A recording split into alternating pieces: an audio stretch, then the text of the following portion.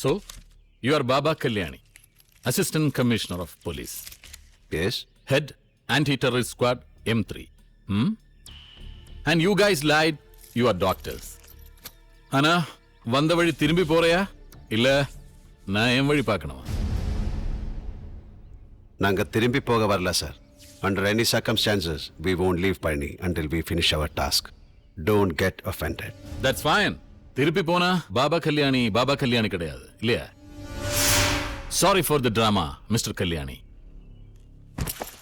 ഞാൻ Raghupati, DIG of Police.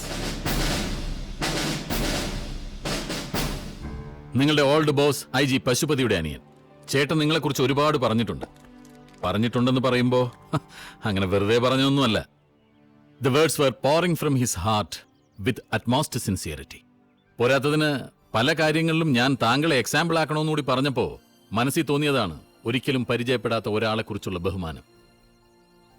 ആ brilliant ഓഫീസറെ പരിചയപ്പെടണമെന്നും അന്നേ ആഗ്രഹിച്ചതാണ്. Please to meet U.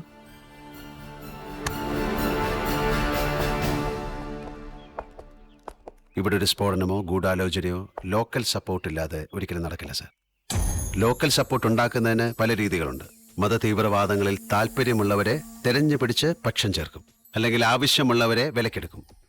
വിലക്കെടുത്തവർ പിന്നീട് ഒപ്പം നിന്നില്ലെങ്കിൽ അവർ ജീവനോടെ കാണില്ല.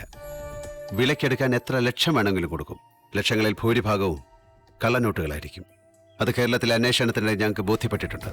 സാറിനറിയാം, കോയമ്പത്തൂർ സ്ഫോടനങ്ങളിൽ വലിയ തോതിൽ ലോക്കൽ സപ്പോർട്ട് ഉണ്ടായിരുന്നു. പഴനിയിലും അത് ആവർത്തിക്കുമോ? നമ്മൾ കരുതലോടെ ഇരിക്കണം സാർ. വളരെ വിദൂരമായ സംശയം തോന്നുന്ന ആളായാൽ പോലും ഒഴിവാക്കരുത്. Yes, it will be taken care of. Thank you sir.